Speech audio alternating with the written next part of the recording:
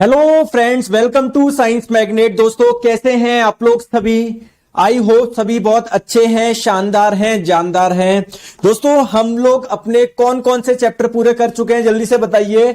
Unit and measurement यानी मात्रक एवं मापन, स्पीड एंड वेलोसिटी यानी चाल और वेग। अब जो हमारा नेक्स्ट चैप्टर स्टार्ट होने वाला है वो है वर्क एनर्जी पावर यानी कार्य ऊर्जा एवं शक्ति। बहुत मजा आप लोगों को इस वाले चैप्टर में आएगा। इसके हम लोग प्रीवियस ईयर क्वेश्चन जब हम लोग करेंगे तो आप लोग देखोगे कितने अच्छे क्वेश्चन पूछे जाते हैं और कितने आसानी से आप लोग उनको सॉल्व कर पा रहे हो। चलिए स्टार्ट करते हैं वर्क एनर्जी एंड पावर यानी कार्य ऊर्जा एवं शक्ति। ठीक है दोस्तों, चलिए बहुत बढ़िया। चलो तो बात करते हैं दोस्तों, वर्क क्या होता है, एनर्जी क्या होता है, पावर क्या होता है। जैसे एक बहुत साधारण एग्जांपल से स्टार्ट करते हैं। जैसे मैं क्या कर रहा हूं, अभी पढ़ा रहा हूं, बोल रहा हूं, तो क्या मैं कुछ कार्य कर रहा हूं क्या?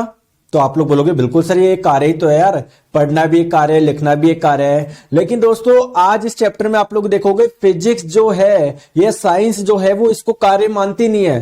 तो कार्य एक्चुअली में क्या है, सब कुछ आप लोगों को समझ में आएगा। चलिए सेशन को स्टार्ट करते हैं। पहले मैं आप लोगों को इसका कुछ बेसिक सी चीज बताता हूं कि यार वर्क और एनर्जी क्या आपस में दोनों किसी प्रकार से संबंधित है क्या? बिल्कुल दोस्तों, अगर आप लोग वर्क करना चाहते हो, अगर आप लोग कार्य करना चाहते हो, तो इसके लिए किसकी रिक्वायरमेंट होती है? एनर्जी की रिक्वायरमेंट होती है ना। तो इन दोनों में संबंध क्या है? वर्क और एनर्जी आपस में एक दूसरे से रिलेटेड है। तो to do work energy is required ना। कार्य करने के लिए, अगर आप कार्य करना चाहते हो तो इसके लिए क्या चाहिए? आपको एनर्जी चाहिए। अब दोस्तों बात आती है जो लिविंग्स होता है। जैसे भैया मैं भी एक लिविंग हूं, आप एक लिविंग हो, शेर एक लिविंग है, कुत्ता एक लिविंग है, चिड़िया एक लिविंग है। तो ये जो लिविंग होते हैं उनके पास में एनर्जी कहां से आती है? तो जो लिविंग्स होते हैं उनके पास तो जो एनर्जी आती है वो कहां से आती है? फूड से आती है, यानी भोजन से आती है। लेकिन बात करें सर जो नॉन लिविंग होते हैं, है ना, जैसे मशीन है। अब भाई मशीन की बात करी जाए, उनको जो एनर्जी चाहिए, जैसे मान लो ये कार है, इसको भी तो एनर्जी चाहिए, तभी तो कार्य कर पाएगी, चल पाएगी ये। तो इनको एनर्जी कहां से मिलती है? तो दोस्तों जो मशीन होती है उनको एनर्जी कहां से मिलती है? फ्यूल से मिलती है, ईंधन से मिलती है। जैसे फ्यूल अलग अलग प्रकार के होते हैं, पेट्रोल भी एक टाइप का फ्यूल है ना। फ्यूल आप लोग किसको बोलते हो? जिसको जलाने से एनर्जी मिले। अगर आप लोगों ने देखा होगा लकड़ी को जब आप जलाते हो उससे एनर्जी मिलती है ना, उस एनर्जी से आप लोग पानी गर्म कर सकते हो, भोजन पका सकते हो। तो लकड़ी भी एक प्रकार का फ्यूल है। कोयले को जब आप लोग गर्म करोगे, जब उसको आप लोग जलाओगे, तो उससे जो एनर्जी मिलती है उससे खाना पकाया जाता है ना। तो कोयला भी एक प्रकार का क्या है? फ्यूल है। समझ में आ गई बात को? ठीक है सर, बहुत बढ़िया। अब बात आती है, चलिए तो सर अभी आप कुछ बता रहे थे कि पढ़ना लिखना ये कार्य नहीं है सर, ऐसा है क्या? बिल्कुल। तो केवल दो ही चीज है क्या? पढ़ना लिखना, जिसको हम लोग कार्य नहीं मानेंगे? दोस्तों बहुत सारी चीज है, पढ़ना लिखना, सोचना, सोना, खाना खाना, पानी पीना, इन सभी को हम लोग कार्य नहीं मानते फिजिक्स की भाषा में। क्यों सर, क्यों नहीं मानते? आपने इनमें ऐसी क्या चीज नोट करी जिसकी वजह से आप लोग इसको वर्क नहीं मान रहे? दोस्तों जब मैं भी आपको वर्क की डेफिनेशन, परिभाषा बताऊंगा ना, तब आप लोगों को खुद को समझ में आ जाएगा कि भाई चित्र बनाना, ड्राइंग बनाना, सोचना, कुछ विश्लेषण करना, कुछ पढ़ना, कुछ लिखना, क्यों हम लोग इनको कार्य नहीं मान रहे। ठीक है क्या? ठीक है दोस्तों, यहां पर आप लोग देखिए, ये जो लड़का है वो पूरा जोर लगा रहा है इस बिल्डिंग को हिलाने में, या फिर मैं बोलूं इस कुछ दीवार को हिलाने में, लेकिन वो नहीं हिला पा रहा। आप बोलेंगे सर कार्य तो कर रहा है ना, वर्क तो कर रहा है ना। दोस्तों फिजिक्स इसको भी वर्क नहीं मानेगी। तो बात आती है कि सर वर्क बोलते किसको? तो जैसे ही मैं आप लोगों को वर्क की डेफिनेशन यानी कार्य की परिभाषा बताऊंगा, आपको अपने आप चीज समझ में आ जाएगी। बिल्कुल सर, आप सही बोल रहे थे कि ये भी कार्य नहीं है, ये भी कार्य नहीं है। तो चलो सर जल्दी से वर्क के बारे में यानी कार्य के बारे में बता दो, है ना। और मैं आपको बहुत आसान भाषा में बताऊं, कार्य आपको कैसे पता पड़ जाएगा कि कार्य हुआ है, या फिर हम लोग कब मानेंगे कि कार्य हुआ है, इसके लिए कुछ कंडीशन बताता हूं। दोस्तों अगर कोई मूविंग ऑब्जेक्ट, जैसे कोई गाड़ी चल रही थी या कोई भी चीज चल रही थी, अगर वो रुक जाती है तब आप लोग बोलेंगे कार्य हुआ है। ठीक है। दूसरी इंपॉर्टेंट चीज, अगर कोई ऑब्जेक्ट रेस्ट में था, कोई वस्तु विरामावस्था में थी पहले, है ना, बट वो मोशन में आ गई, तब आप लोग बोलोगे सर उस पर कार्य हुआ है ना, उस पर क्या हुआ है? कार्य हुआ है। तीसरे हम लोग बात करते हैं दोस्तों, अगर किसी वस्तु की वेलोसिटी बदल जाए, मान लो पहले धीरे चल रही थी, बाद में थोड़ी तेज हो गई, या पहले तेज चल रही थी धीरे हो गई, तो वेलोसिटी चेंज होती है, वेग में परिवर्तन आता है, तब भी आप लोग बोलोगे कि उस पर कुछ कार्य हुआ है। तो सर अगर मुझे एग्जाम में कुछ क्वेश्चन आए और मुझसे पूछा जाए कि कार्य हुआ है क्या, तो क्या मैं इन 3 चीजों से चेक करके बता सकता हूं क्या? बिल्कुल आप इन 3 चीजों से चेक करके बता सकते हो। लेकिन सर इन तीनों चीजों को कहां तक लगाता रहूंगा मैं? बहुत एक आसान भाषा में समझाइए ना, वर्क क्या है, कार्य क्या है। क्लियर है क्या? अरे दोस्तों यस बोलिए, यहां तक चीजें समझ में आई? ठीक है सर, आगे ये बात समझ में आ जाओ। तो दोस्तों कार्य करने के लिए, मतलब अगर मैं आप लोगों को बोलूं आपको चेक करना है कि वर्क हुआ है या नहीं हुआ, कार्य हुआ है या नहीं हुआ, तो दोस्तों 2 कंडीशन होती है, ठीक है? तो फोर्स अप्लाइड होना चाहिए, force should be applied on the body. अगर किसी बॉडी पे फोर्स लगना चाहिए तब जाके आप लोग बोलोगे कि वर्क हुआ है, कार्य हुआ है। क्या सर ये एक ही कंडीशन काफी है क्या? क्या ये एक ही कंडीशन काफी है क्या? नहीं सर, 2 कंडीशन है टोटली। एक तो मैंने आपको बता दिया, किसी बॉडी पे फोर्स लगना चाहिए, यानी है ना, क्या लगना चाहिए? बल लगना चाहिए। जैसे मैं आप लोगों को बोलूं कि ये पेन है, ये इधर रखा हुआ है, दोस्तों इस पेन पे कुछ कार्य किया गया है क्या? तो आप कैसे पता लगा सकते हो? आप बोलोगे सर इस पे कुछ फोर्स नहीं लग रहा, इस पे कुछ बल नहीं लग रहा, इसका मतलब इस पे कोई भी वर्क नहीं हुआ है, इस पे कोई भी कार्य नहीं हुआ है। ठीक है, तो 2 कंडीशन आप लोगों की होनी चाहिए। पहली तो ये कि यार किसी वस्तु पे फोर्स लगना चाहिए, दूसरा क्या है, वो कुछ विस्थापित होनी चाहिए। जैसे आप मुझे एक चीज बताइए, ये मेरा हाथ है, इसके ऊपर पेन रखा है दोस्तों, मैं थोड़ा सा फोर्स लगा रहा हूं, आप लोग बोलोगे देखो सर आप इस पे फोर्स लगा रहे हो, आप इस पे बल लगा रहे हो, तो इसका मतलब इस पे कार्य हो रहा है। दोस्तों एक कंडीशन तो सेटिस्फाइड कर दी, दूसरी कंडीशन क्या है कि क्या ये विस्थापित हो रही है क्या ये हिल रही है क्या ये मूव हो रही है क्या? नहीं। तो दूसरी कंडीशन फॉलो नहीं हो रही, तो आप लोग बोलोगे कार्य नहीं हुआ है। तो कार्य कब मानेंगे? जब आप लोग किसी वस्तु पे फोर्स लगाए और उस फोर्स को लगाने की वजह से वो वस्तु डिस्प्लेस हो जाए, विस्थापित हो जाए, तब आप लोग बोलेंगे कि आपने जो बल लगाया है उसके द्वारा क्या हुआ है? कार्य हुआ है। दोस्तों क्लियर है क्या? प्लीज यस करके बोलिए। तो आप लोगों को एक चीज समझ में आ गई, वर्क यानी कार्य कब बोलेंगे? जब किसी वस्तु पे फोर्स लगे और उस फोर्स की वजह से अगर उस वस्तु में कुछ डिस्प्लेसमेंट आए, कुछ विस्थापन आए, तो आप लोग बोलेंगे कि वर्क हुआ है। क्लियर है क्या? ठीक है, आ जाओ। तो अब आइए सर, थोड़ा सा इसको एक्चुअल में हम लोग वैल्यू कैसे निकालेंगे? ये तो पता लग जाएगा कि वर्क हुआ है या नहीं हुआ, लेकिन एक्चुअल में वैल्यू कैसे निकालेंगे? तो आइए इसकी मैं आप लोगों को फॉर्मूला बताता हूं, क्या सूत्र है, कैसे आप लोग निकाल सकते हो। जैसे यहां पर देखो दोस्तों, ये मान लेते हैं यहां पर कोई वस्तु थी, ये उसकी क्या थी? इनिशियल पोजीशन थी। ये उसकी क्या थी? प्रारंभिक अवस्था थी। क्या थी? प्रारंभिक अवस्था थी। समझ में आ गई बात को? समझ में आ गई? ठीक है। आपने क्या लगाया? इस पे कुछ फोर्स लगाया, तो फोर्स लगाने की वजह से ये वस्तु यहां से कहां पर आ गई? यहां पर आ गई। ये क्या है? उस वस्तु की फाइनल पोजीशन है, यानी अंतिम अवस्था है। पहले दोस्तों यहां पर थी, अब यहां पर आ गई। तो आप लोग मुझे बताइए, वर्क हुआ है या कार्य हुआ है या नहीं हुआ इस फोर्स के द्वारा?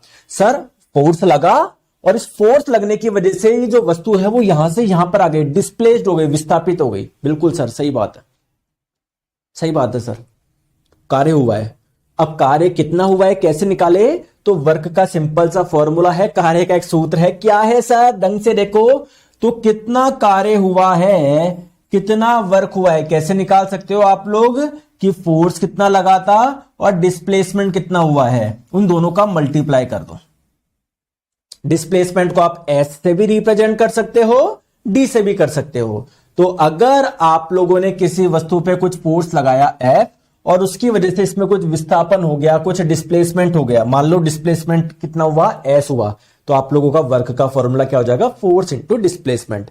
दोस्तों एक चीज आप लोग ध्यान रखोगे, क्या यह फॉर्मूला तभी लगे, इसके लिए कुछ कंडीशन है क्या इस फॉर्मूले के लिए? कंडीशन है क्या? शर्त है क्या? ये फॉर्मूला कब लगाओगे?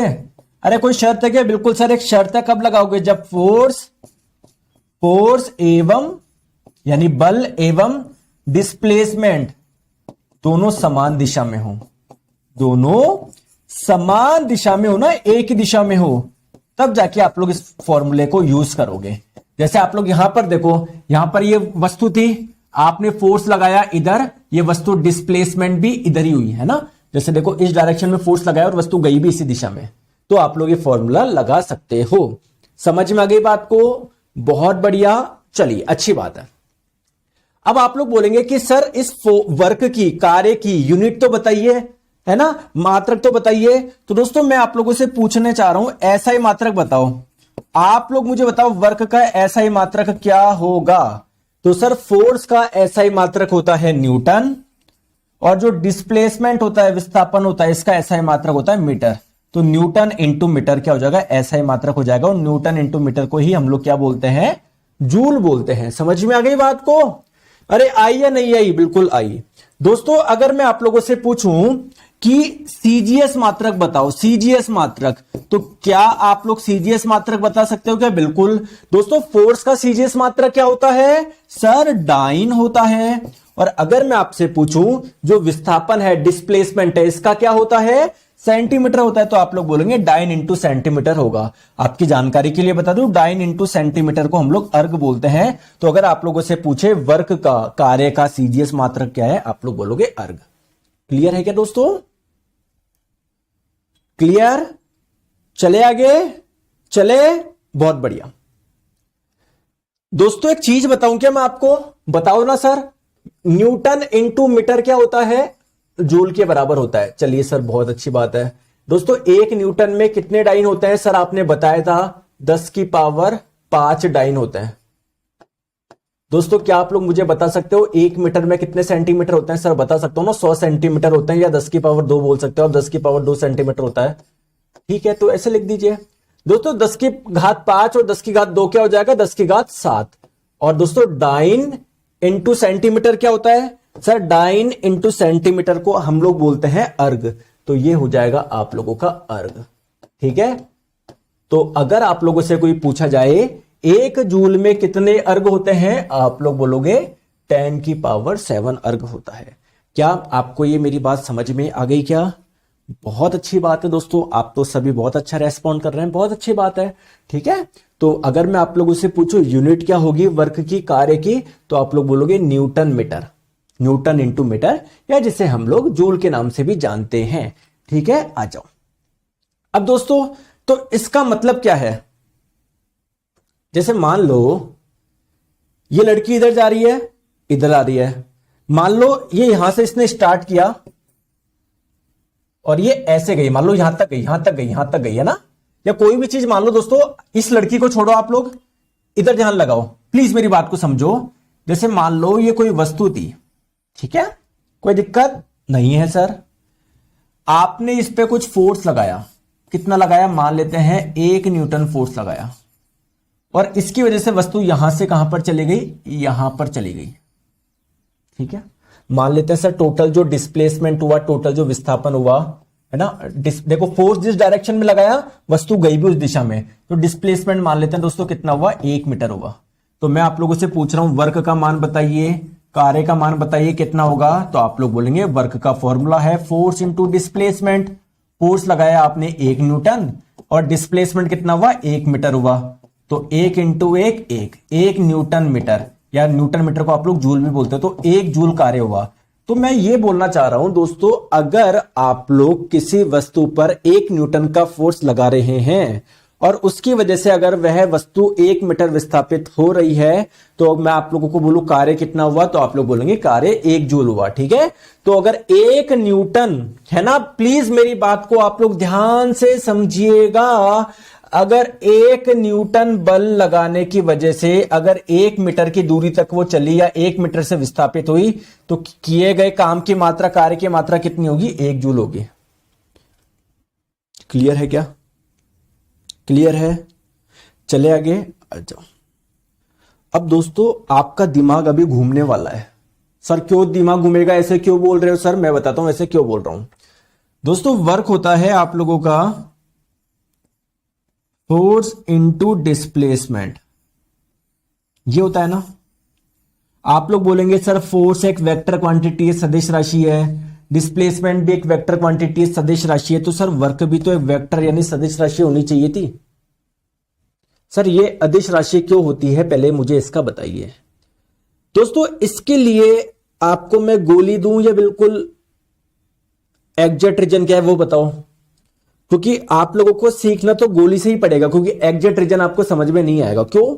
देखो एक्चुअली में दोस्तों वर्क की डेफिनेशन होती है फोर्स वेक्टर और डिस्प्लेसमेंट वेक्टर के डॉट प्रोडक्ट को हम लोग वर्क बोलते हैं। अब नहीं आया ना समझ में मैंने क्या बोला, फोर्स वेक्टर, डिस्प्लेसमेंट वेक्टर। और दोस्तों जब भी कोई दो वेक्टर का डॉट लेते हैं ना तो वो हमेशा स्केलर रहता है। नहीं आया ना समझ में, इसलिए बोल रहा हूं मैं, इसको गोली समझो। अब जो मैं गोली दे रहा हूं वैसे समझो। गोली का मतलब देसी भाषा में समझो, इसका जुगाड़ समझो आप, ठीक है।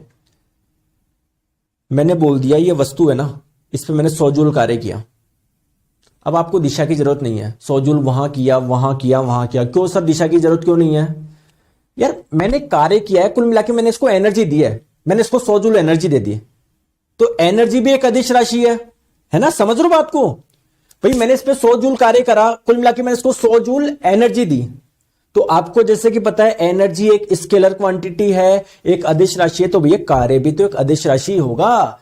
क्या बात है सर, समझ में आ गई, ठीक है, बहुत बढ़िया बहुत बढ़िया बहुत बढ़िया बहुत बढ़िया। तो अगर मैं आप लोगों से पूछूं कि जो वर्क हुआ है, कार्य हुआ है, किस चीज पे निर्भर करता है? दो चीजों पे। एक तो आपने फोर्स कितना लगाया है और वो वस्तु डिस्प्लेस कितना करी, विस्थापित कितना करी है, ठीक है।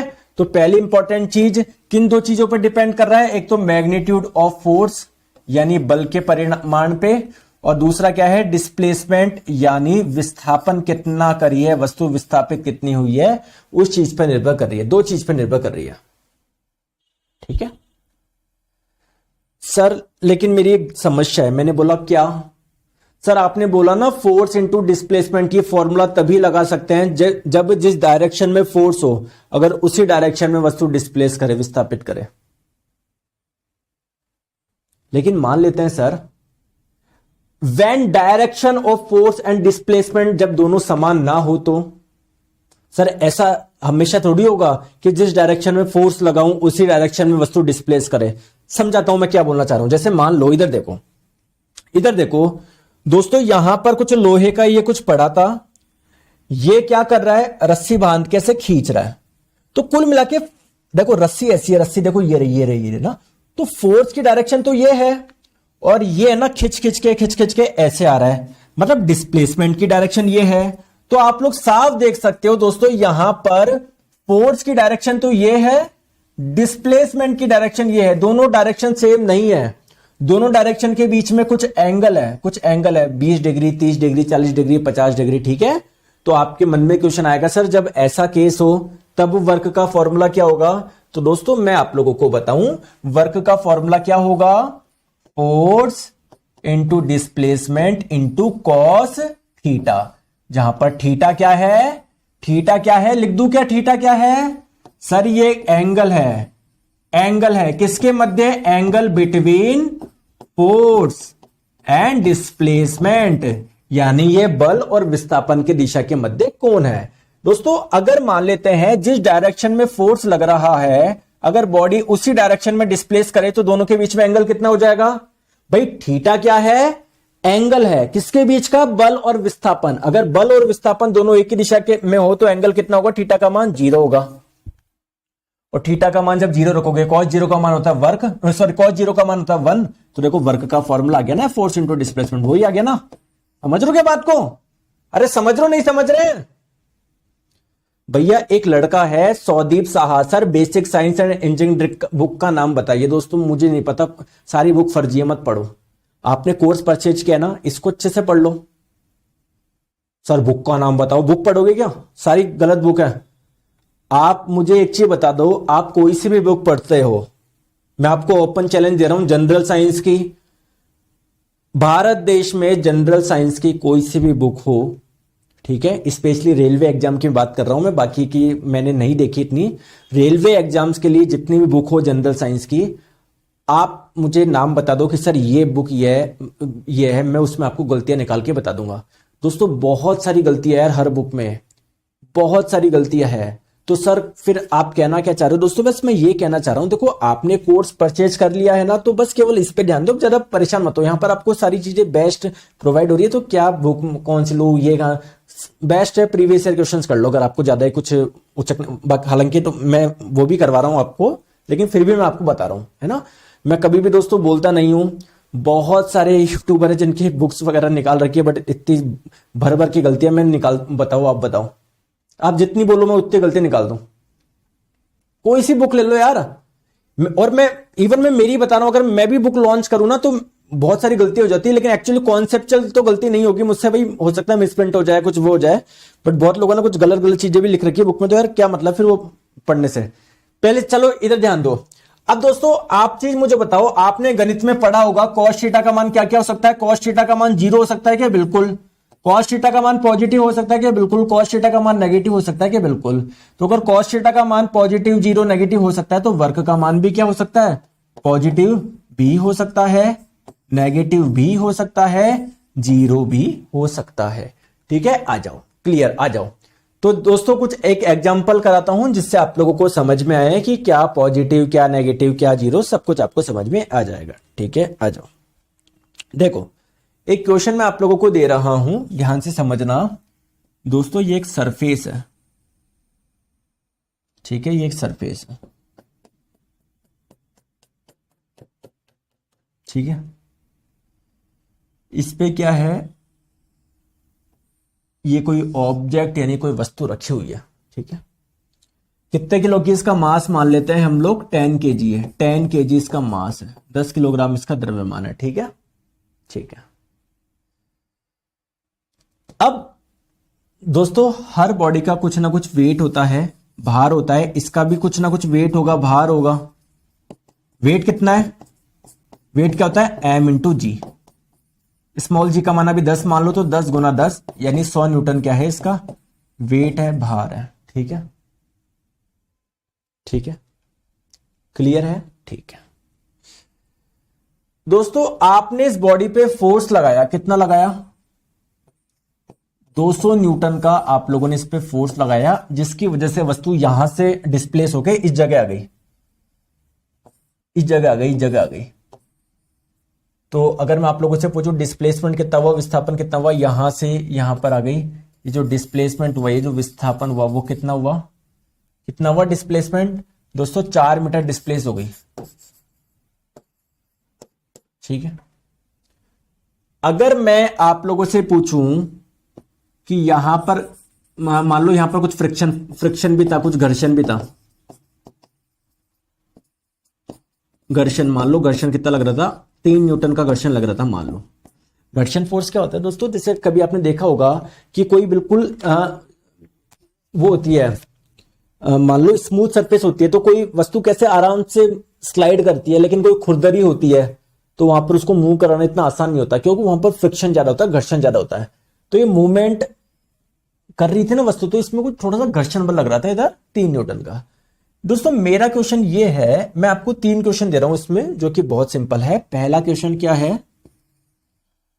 200 न्यूटन के द्वारा किया गया कार्य बताओ। 200 न्यूटन वाला जो फोर्स है ना, 200 न्यूटन, इसके द्वारा किया गया कार्य बताओ। 200 न्यूटन द्वारा किया गया कार्य बताओ। पहला क्वेश्चन, पहला क्वेश्चन, ठीक है, ठीक है। दोस्तों दूसरा क्वेश्चन क्या है? ये 100 न्यूटन, 100 न्यूटन मतलब ये भार वाले की बात हो रही है, भार की बात हो रही है, वेट की बात हो रही है। इस वेट के द्वारा कितना वर्क हुआ, ये आप लोगों को बताना है।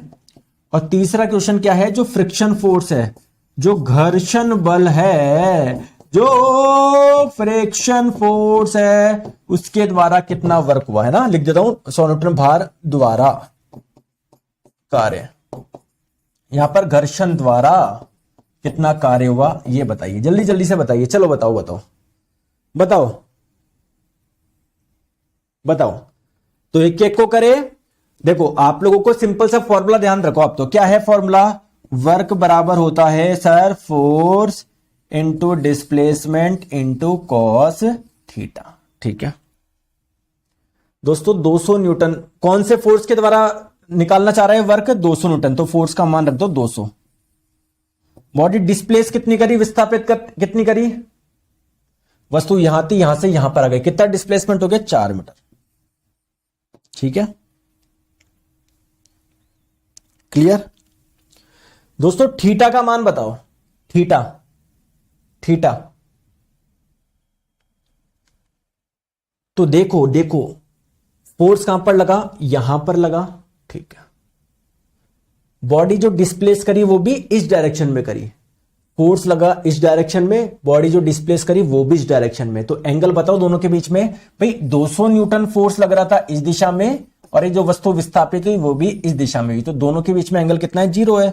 तो cos 0, तो cos 0 का मान 1, 200 इंटू 4 कितना हो गया, 800। तो वर्क का मान कितना हो गया, 800 जूल हो गया। ठीक है, ठीक है, चलिए यहां पर आता है।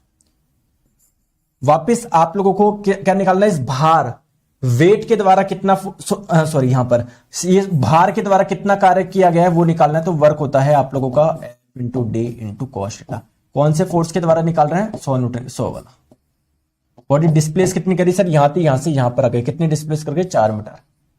ठीक है, थीटा कौन सा लेना है, जिस फोर्स के द्वारा आप लोग वर्क निकालना चाह रहे हो, फोर्स कौन सा, ए वेट, भार जो लग रहा है इस डायरेक्शन में, जो लग रहा है इस डायरेक्शन में। ठीक है, और बॉडी जो डिस्प्लेस करी थी वो करी थी इस डायरेक्शन में। दोस्तों दोनों के बीच का एंगल कितना है, 90 है, और cos 90 का मान क्या है, 0 है। तो 0 को किसी भी संख्या से मल्टीप्लाई करेंगे, वर्क क्या आएगा, 0 आ जाएगा। क्लियर है, क्लियर, ठीक है। नेक्स्ट बात करते हैं इधर। दोस्तों वही वर्क का सिंपल सा formula, force into displacement into cos theta. कौन से फोर्स के द्वारा आप लोग निकालने जा रहे हो वर्क, फ्रिक्शन के द्वारा, घर्षण के द्वारा। फ्रिक्शन कितना था, 3। डिस्प्लेसमेंट का मान कितना था, बॉडी यहां से यहां पर आ गई, कितना डिस्प्लेस कर गई, कितना कर गई, 4 मीटर कर गई। थीटा का मान बताओ, कौन से फोर्स के द्वारा आप लोग वर्क निकालने जा रहे हो, फ्रिक्शन फोर्स जो लग रहा है इस दिशा में। बॉडी डिस्प्लेस कहां पर करी, यहां से यहां पर आ गई, इस दिशा में। दोस्तों एंगल कितना है दोनों के बीच में, 180 है। तो cos 180, और cos 180 का मान होता है -1। तो -1 इंटू 4 इंटू 3 -12 जूल। दोस्तों समझ में आ गया क्या, आ गया। अब मैं यहां पर एक चीज बताता हूं आपको, समझना क्या है। देखो आप लोग मुझे बताओ, वर्क किसको बोलते थे, अगर किसी वस्तु पे फोर्स लग रहा है और उसकी वजह से वो डिस्प्लेस हो रही है, विस्थापित हो रही है, तो आप लोग बोलोगे कि उस वस्तु पे कार्य हुआ है, वर्क हुआ है। समझ में आ गई बात को। तो दोस्तों ये मान 800 जूल क्या आ रहा है, पॉजिटिव आ रहा है क्या मान, 800 जूल एक मान आ रहा है ना, पॉजिटिव मान आ रहा है ना। इसका मतलब क्या है दोस्तों, कार्य हुआ है। बिल्कुल यार, ये 200 न्यूटन जो बल है इसका बहुत ज्यादा योगदान है, क्या, किसमें, इस वस्तु को यहां से यहां पर डिस्प्लेस कराने में। तो यार इस फोर्स के द्वारा बहुत ज्यादा कार्य हुआ है, क्योंकि इसने डिस्प्लेस कराया है यार, इसने विस्थापित कराया है। देखो कितना कार्य हुआ है, 800 जूल हुआ है। दोस्तों मुझे बताइए, ये जो भार है इस वाले बल का कोई योगदान है क्या, कोई कंट्रीब्यूशन है क्या इस वस्तु को डिस्प्लेस कराने में, विस्थापित कराने में, बताओ।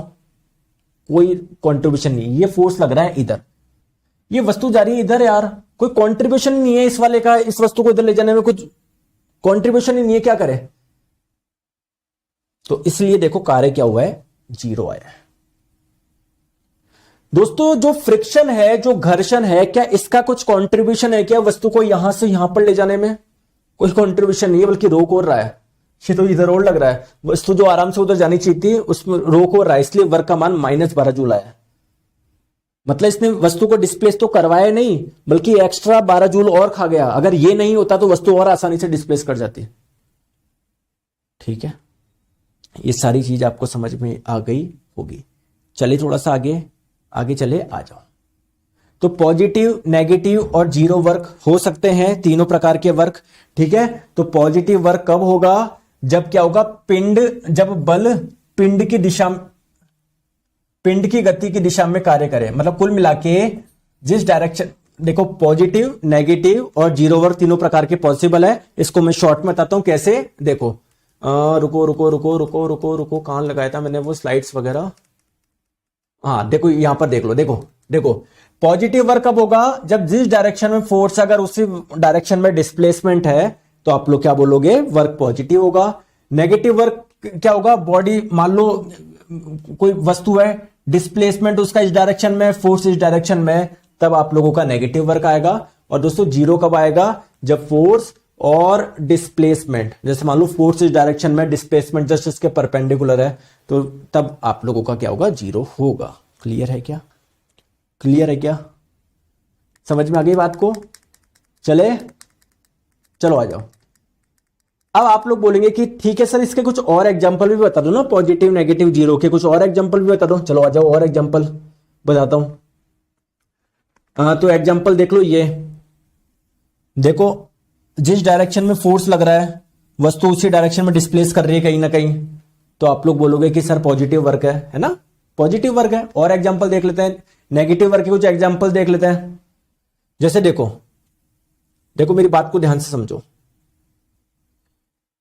इस फुटबॉल को देखो, मान लो दोस्तों इस डायरेक्शन में डिस्प्लेस कर रही थी, इस डायरेक्शन में ना डिस्प्लेसमेंट मान लो इस डायरेक्शन में कर रही थी, और मान लो इसके बीच में और इसके बीच में कुछ घर्षण था जो इस बॉल को रोकने की कोशिश कर रहा था, फ्रिक्शन फोर्स इस डायरेक्शन में लग रहा था ना, तो अगर डिस्प्लेसमेंट की डायरेक्शन ये हो गई, फोर्स की डायरेक्शन ये हो गई, तो ये कितना हो गया, नेगेटिव वर्क हो गया ना आप लोगों का। ठीक है, चलिए दोस्तों जीरो वर्क का कुछ एग्जांपल मान लेते हैं, कुछ एग्जांपल्स मैं आपको बताता हूं। जैसे मान लो ये हमारी पृथ्वी है, ये अर्थ है, अर्थ के चारों ओर कोई सैटेलाइट घूम रहा है, मान लो ये कोई सैटेलाइट है जो अर्थ के चारों ओर घूम रहा है।